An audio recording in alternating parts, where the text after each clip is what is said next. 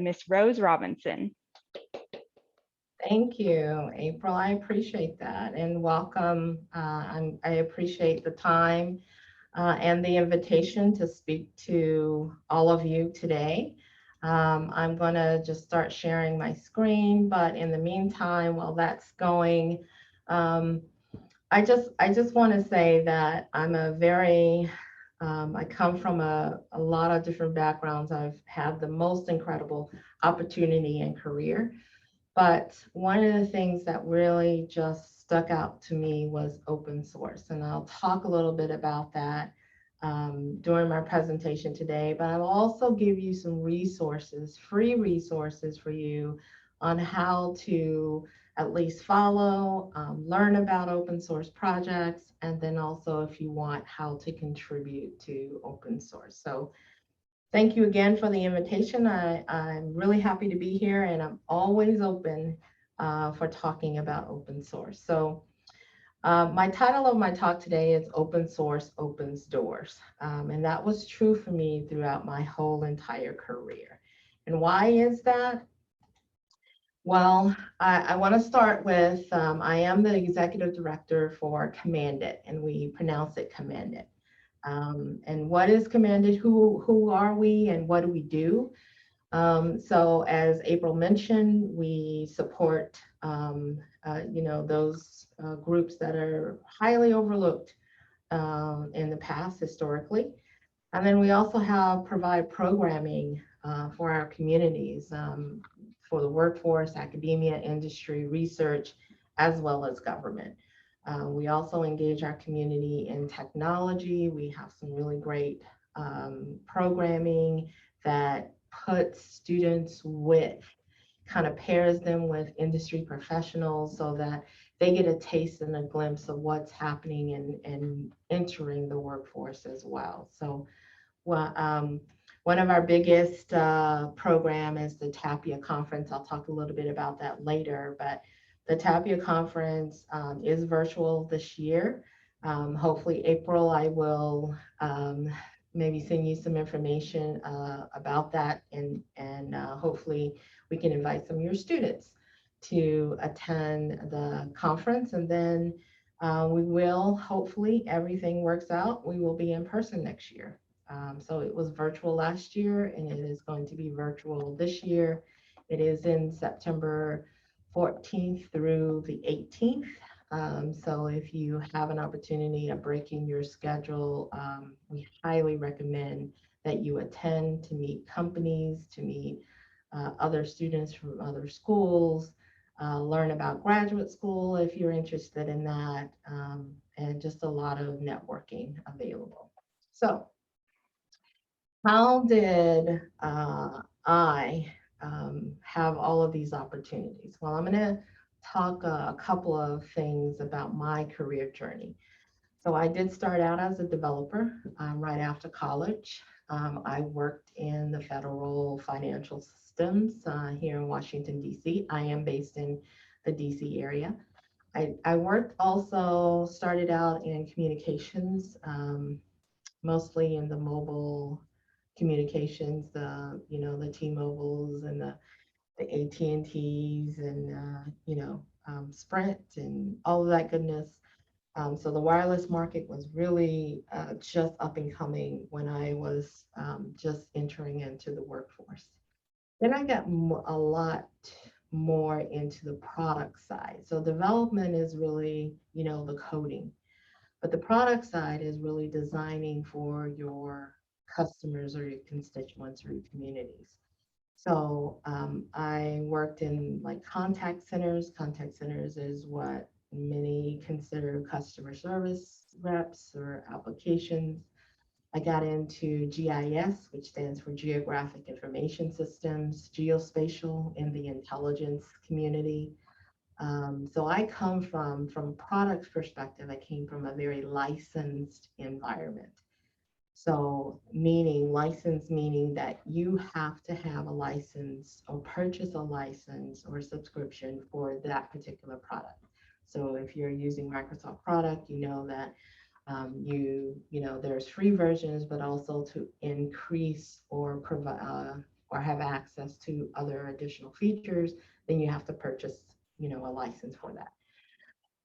Then I moved into community engagement, and that's where I learned more about open source, collaboration, and GSOC. GSOC is Google Summer of Code. So if you've never heard of that, I have a slide just particularly for Google Summer of Code.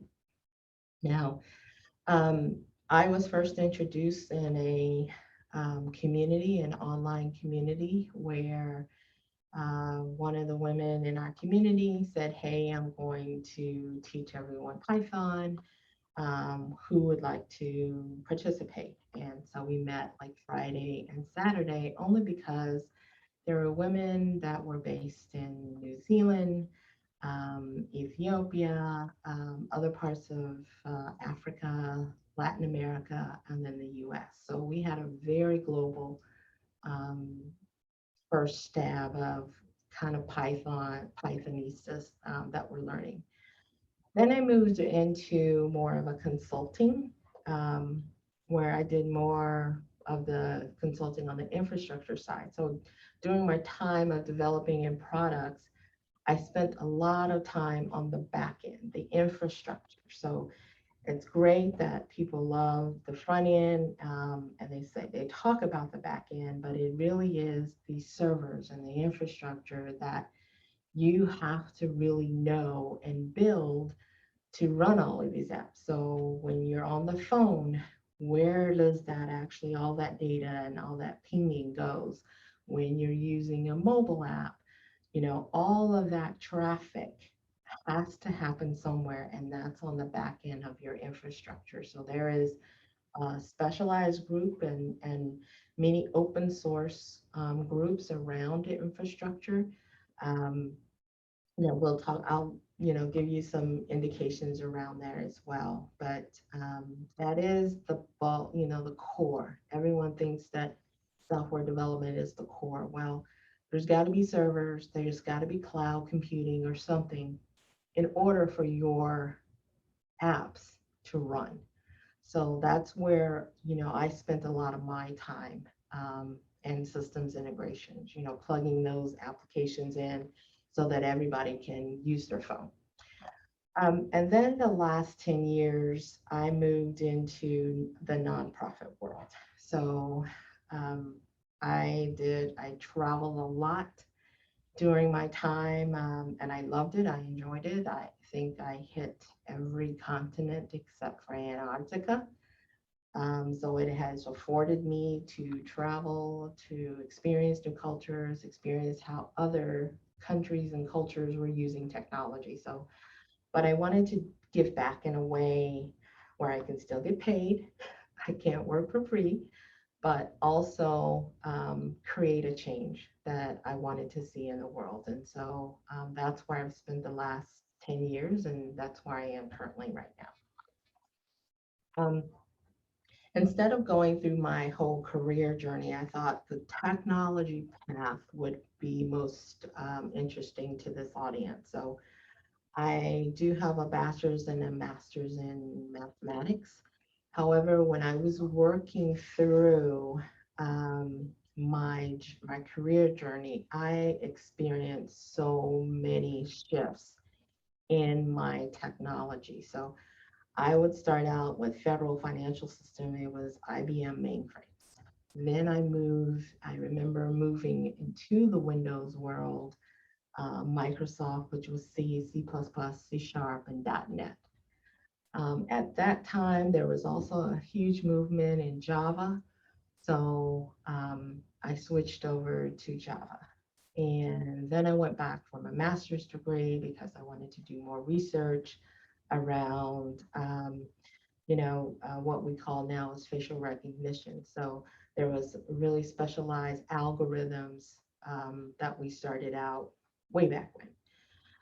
Then once I finished and in graduate school, there was lots of screen scraping technology. What that means is you have this IBM green screen mainframe, and there were algorithms that I worked at a company called Chicada, it would take their software, would take whatever you have on your green screen and then put it into a web application format immediately.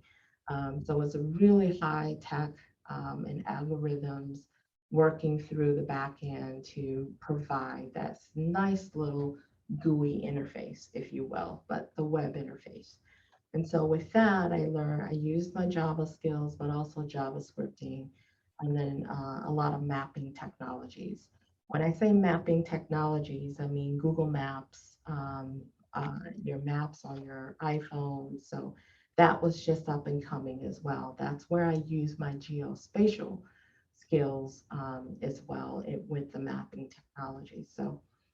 Um, so then I got into more specialized algorithms and then Java and then more JavaScript. I used in my infrastructure specialization Oracle products, F5 to kind of manage, the transactions that were happening on the back end. And then that was where I was introduced to AWS.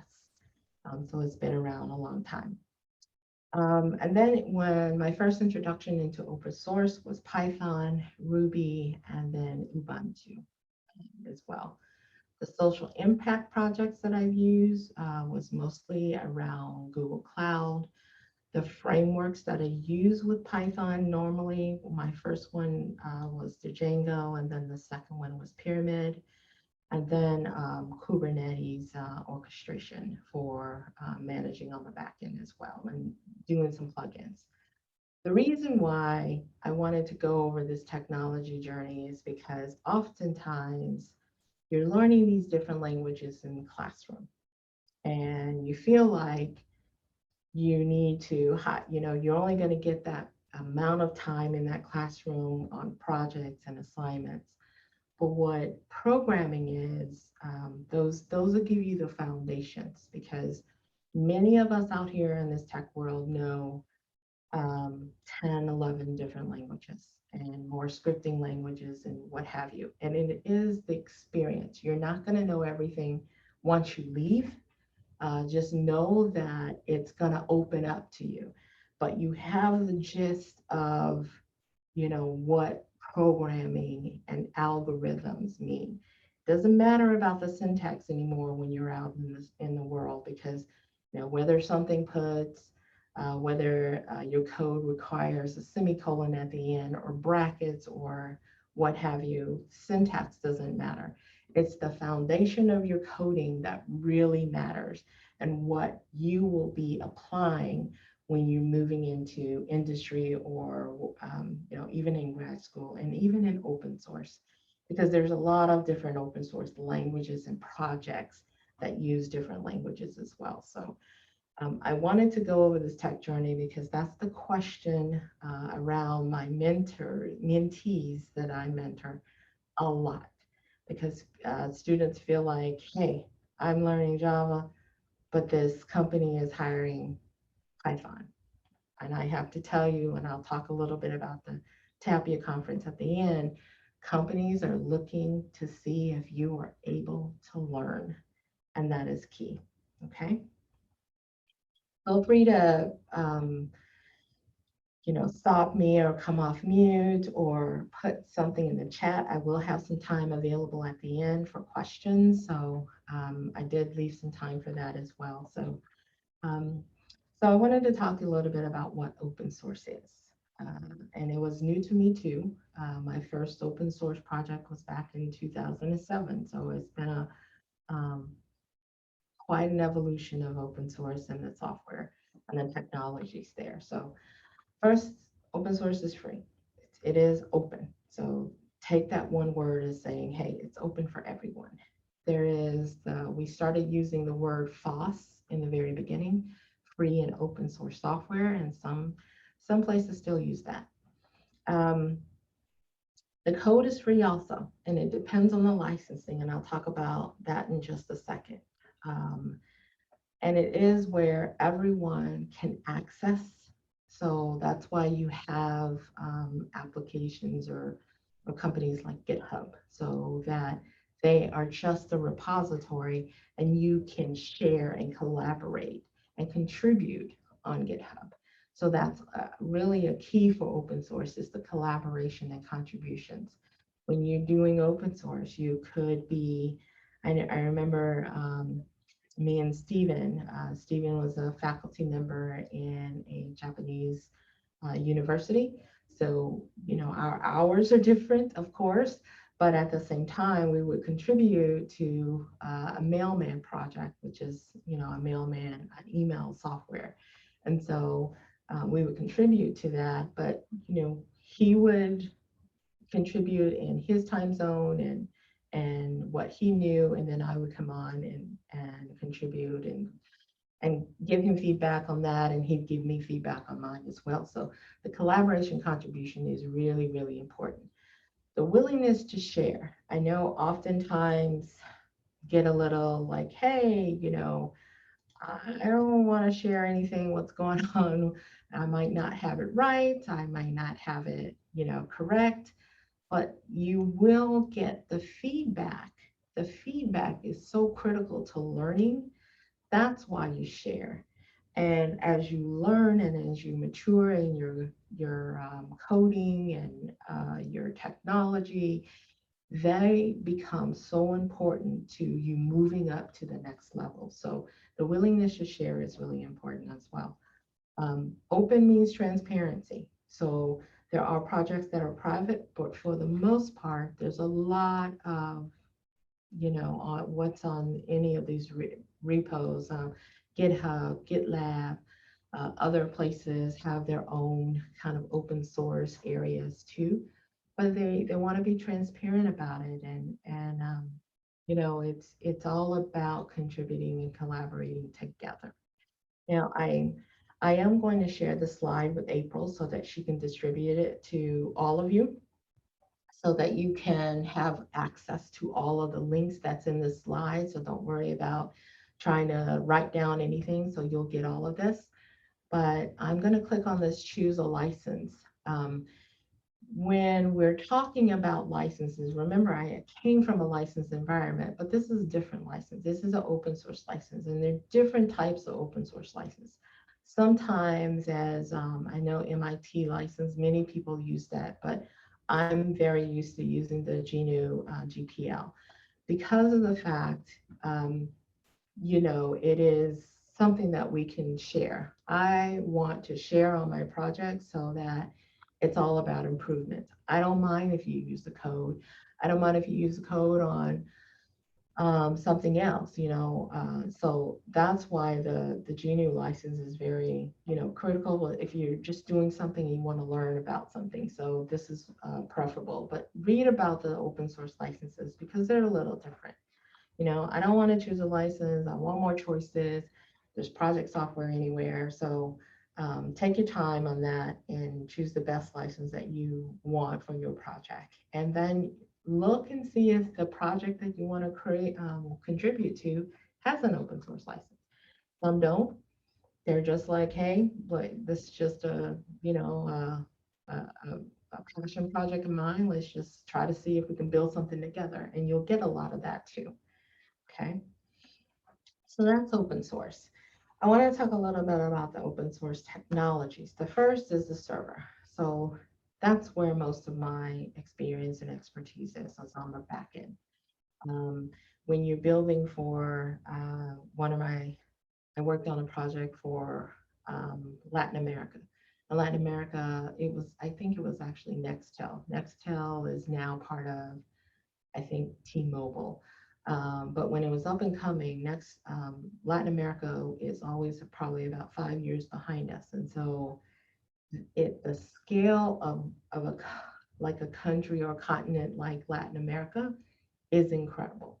So you need to have, there was all this information around, hey, the servers are in Mexico, but there is an international line of who owns that and where we can make changes at. So the server on the back end was really where I started to really learn and venture out onto the back end. There's the Linux Foundation, but I think for all of us in the open source world, it is probably one of the first true open source servers. And Apple, I think, has built Linux-like, but Linux is really something that I continuously use today. Um, the other thing is you're going to have programming language. Ruby is a programming language. Ruby on Rails. I don't know if you've heard of Ruby on Rails, but Python, I know you've heard. And that's just, there's a lot of open source programming languages out there. So my favorite is Python. It's very straightforward. It's just like, hey, this is what I want to do. It's very easy to pick up for me, I think. Coming from a C++, I felt very hard. It was just so much. But, working into that environment, I grew into learning more about the classes and learning more about, how I can contribute. But Python was also very easy to pick up for some reason for me. So you're going to get a lot of different programming languages that are open source as well. Cloud computing, I know Red Hat. It's very interesting. I followed Red Hat for quite a number of years, and even when they're in their infancy, they've really come around. They are part of IBM now. So it actually taught me that open source is being more accepted now, because I wouldn't say that 5 years ago, because companies were, you have it open, people are contributing, you don't know, security was a big issue. But I think Red Hat has made a really incredible name for itself, and the reputation that it has around security, as well as including open source into just their business model, has been amazing. So it's changing the world. So a lot of what we see now and the research that we're seeing right now is data science, artificial intelligence. There's huge implications in that, and then blockchain. These are just a few things that I believe that is really changing how technology is being used, particularly open source technologies. So it's really been impressive just to see the evolution of open source, but how it is contributing to a lot of the fast-paced change that we are seeing in technology.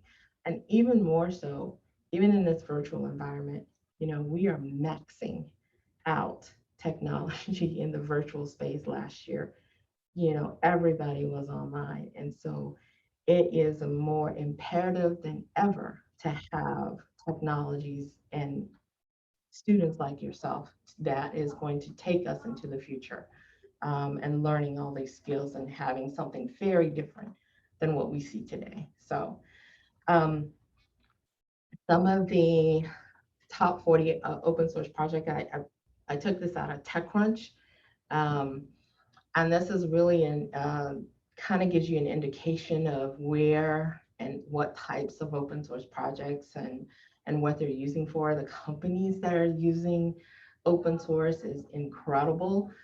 So it's really nice to see, as an open source advocate and a community member, just the scale that it has evolved in just recent years. So it's nice to see.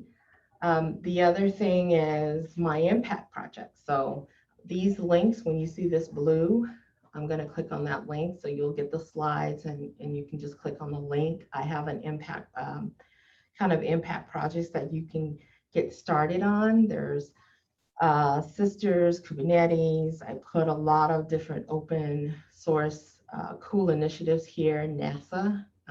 If you haven't been on and seen a lot of the NASA's projects on GitHub, it's something to see. So definitely check that out. There's Muskogee Creek and Natives in Tech, who are doing a really great initiatives around open source, but also to further or retain their native language, but also further understanding and education in the Native community. So lots of really great resources here. My very first open source where I contribute often is Sahana Eden. Um, you're probably too young, but there was the first kind of like tsunami out in Thailand. And many of the technical communities, like, what can we do? So we created and came together and created this disaster recovery system together. And now it's used, Sahana Eden is probably in Tahiti or in certain parts of the world where there's some disaster or natural disasters happening. So it's come so far. Jupyter is a really nice, I teach Jupyter at Savannah State as well to students who want to just learn. I teach it to a lot of my mentees also, and there's also an AI for all, so AI for everybody. They also have an initiative and they're launching a college program, so you definitely want to make sure that you check that out as well. So all of this is in here in my slide, so don't worry, you have to copy anything. You'll get this later. Google Summer Code. This is for college students, and this is a completely virtual program. You have to be a college student. You would have to upload either your some identification or something proving that you're a college student. And this happens during the summer. So 12 weeks. You get a stipend for participating.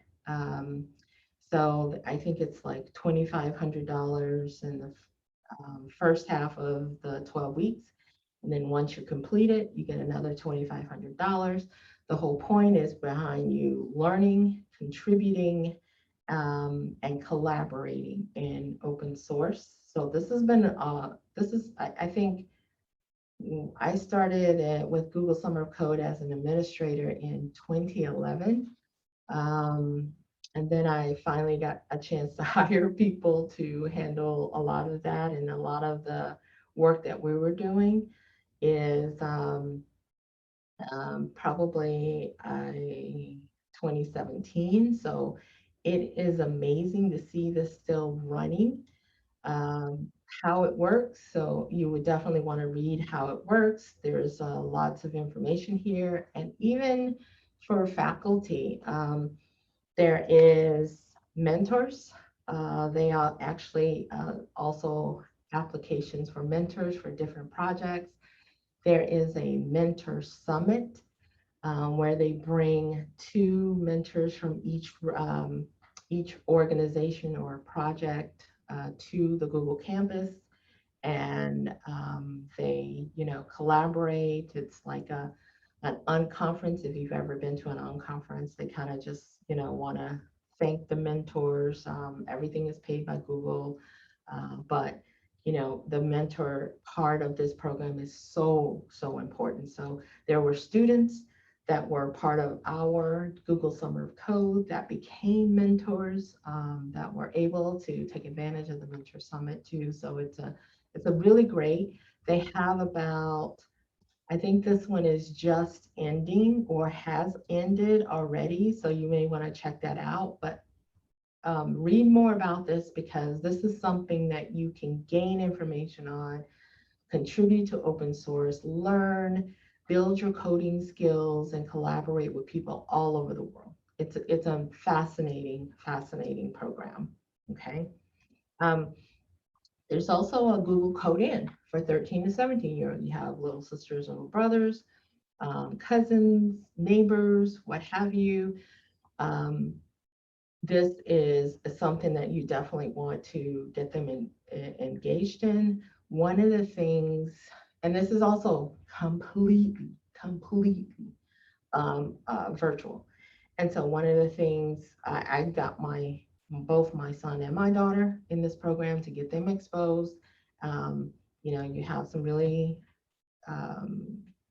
kids out there that really want to create and do something or just have a passionate for something, that's a really great program for them to get into. So you can pass this along as well.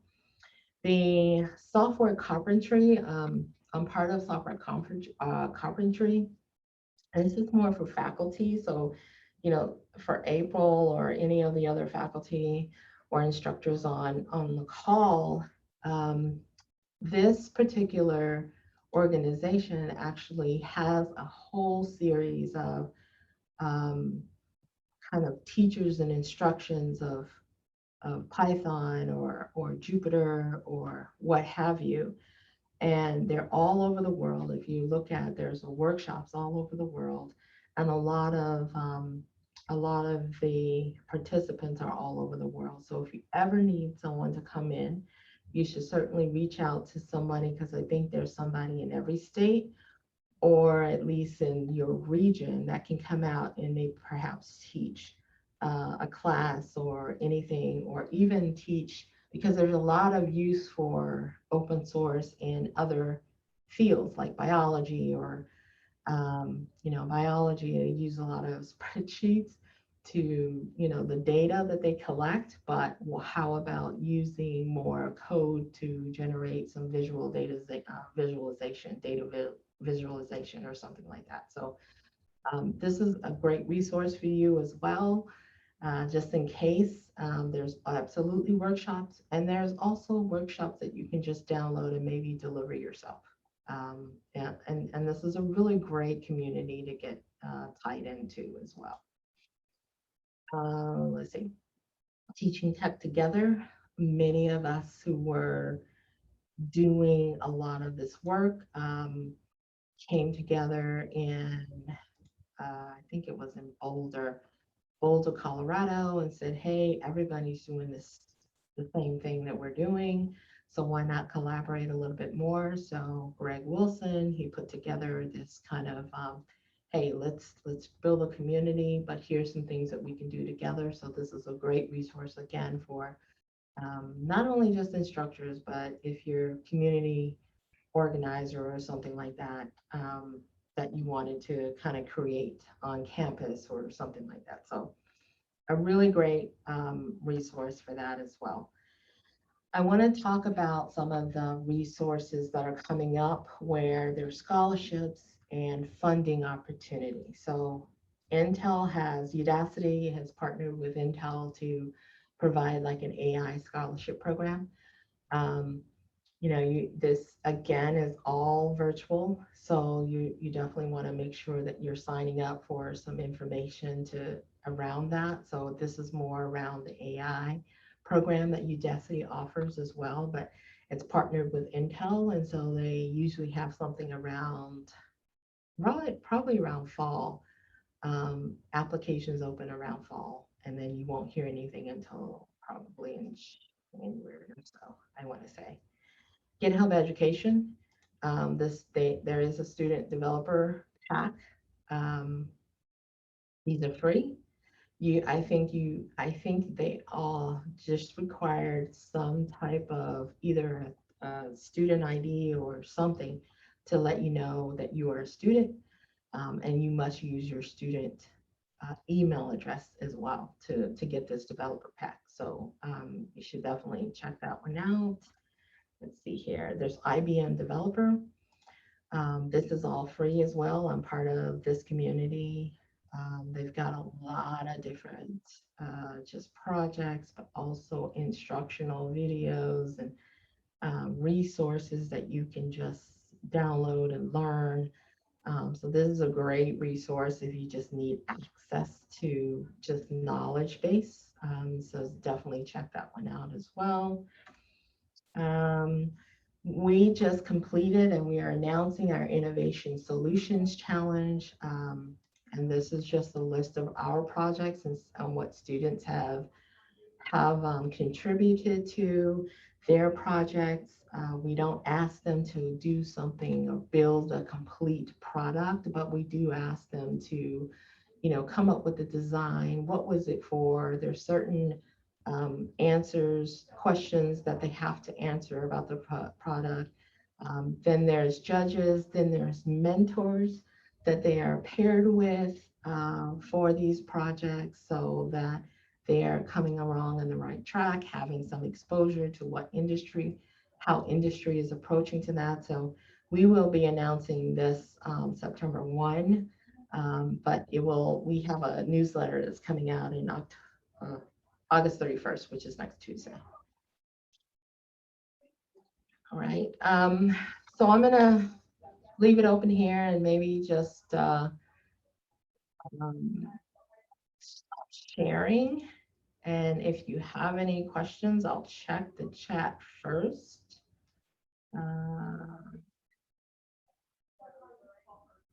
Thank you. Yes, you're going to get the slide to all of this. So Steyota, is that correct? I hope I was pronouncing that correct.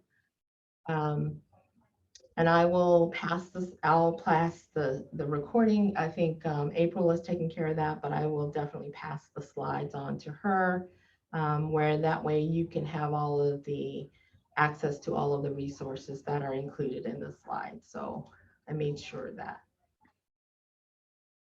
Okay, question, is a Google Summer of Code virtual or in person? It's always virtual, always has been. And what the format is that you apply. All of our organizations have to also apply. So that happens in January. Once we get notification that we've been accepted, we have to post our projects and all of that goodness and then open it up to the students. Then the students will go and look online, see what project they're interested in. You can apply to several different projects, so keep that in mind. You can apply to several different projects, and I highly encourage you to do so, because you may get accepted here, but you may get accepted at somewhere else. We do a lot of that on the back end of, okay, we want to accept this. So let's say that Commanded accepted a student, and then maybe Anita Borg or Sisters accepted the same student.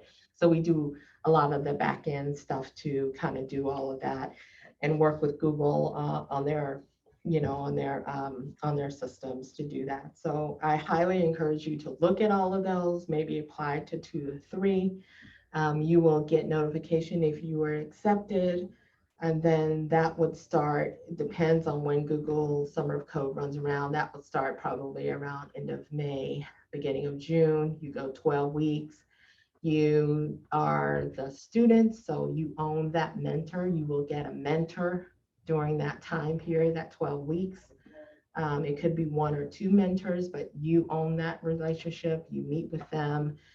You contribute, ask questions like, look, I don't really know how to get started. They'll help you do all of that. So, and you do that out of, from a school computer or at home computer. It just depends, and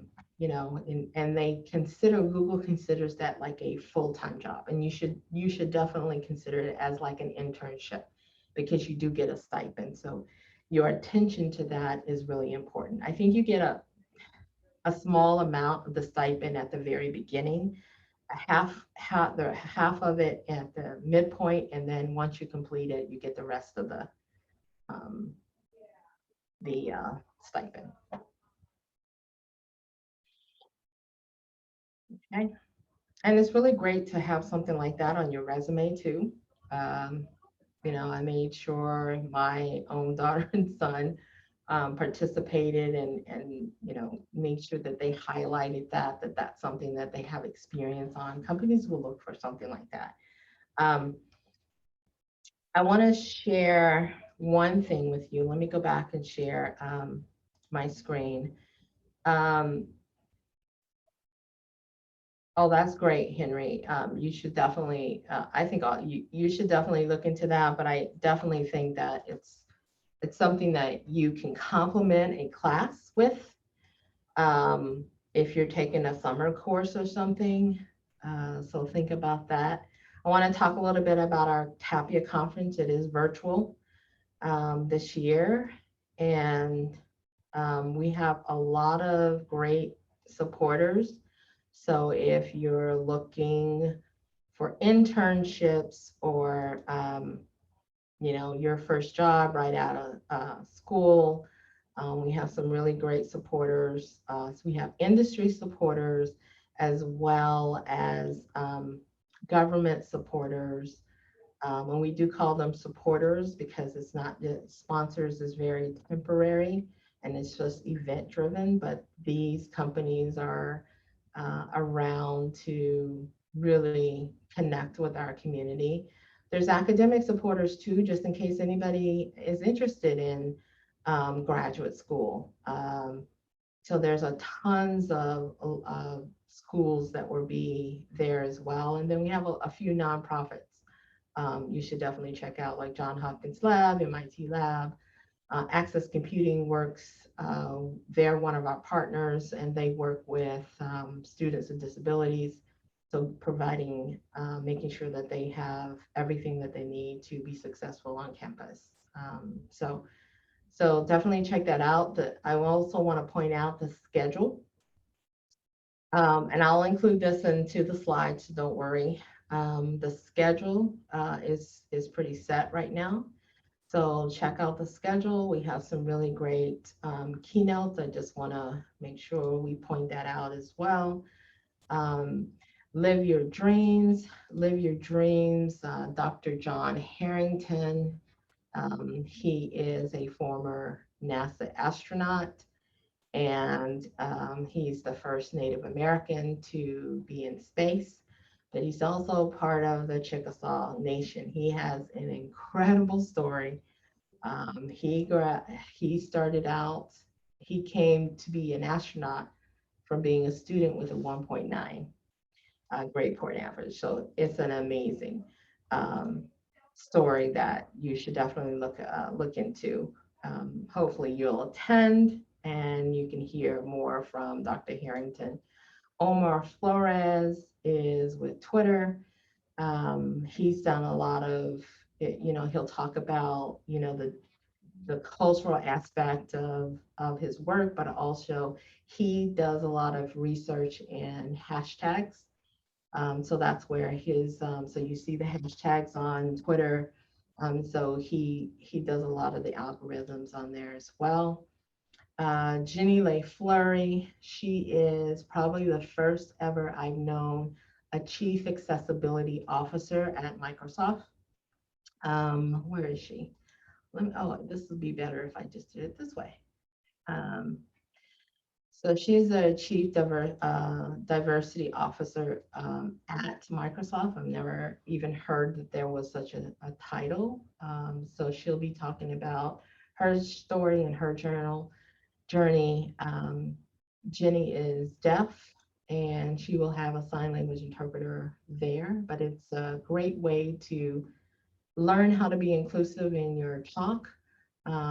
So we take initiative and make sure that we are being inclusive as possible to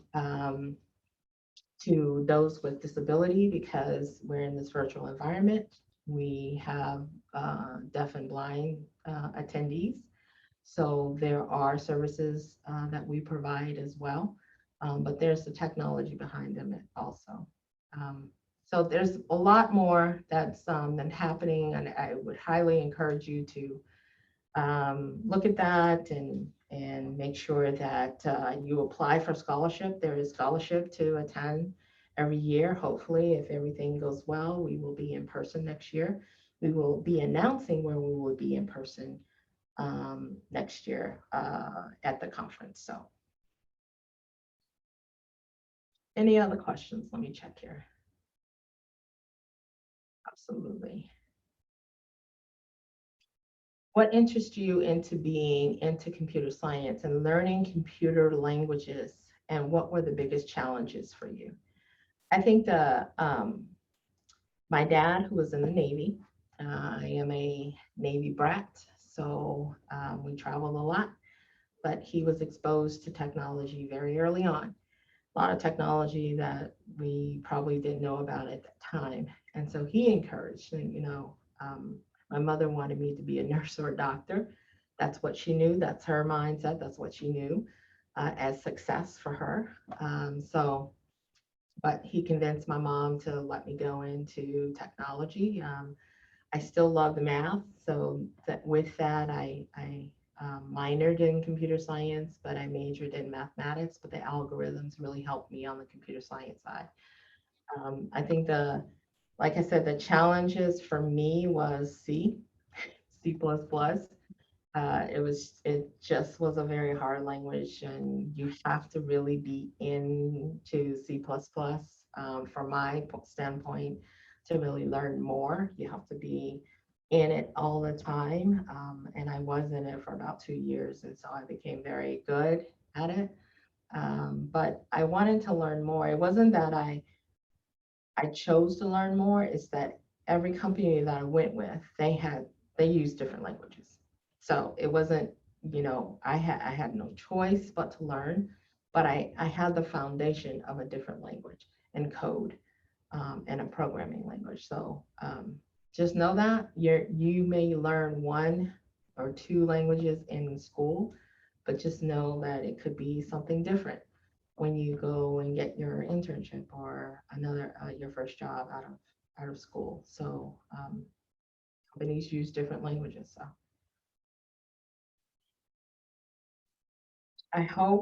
I know that I'm coming up on time, but I hope this was very helpful and informative. Um, I'm really passionate about open source and just passing along all of that information for you. I want to just share, and this will also be in my slides when it comes there, but you can visit my GitHub.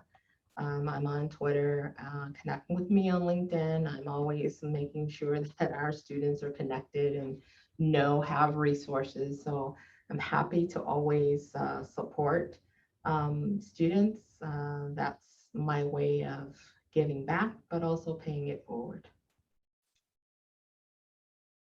Thank you so much. Oh, I'm sorry, I didn't mean to cut you off. No. I was going to say Ann April.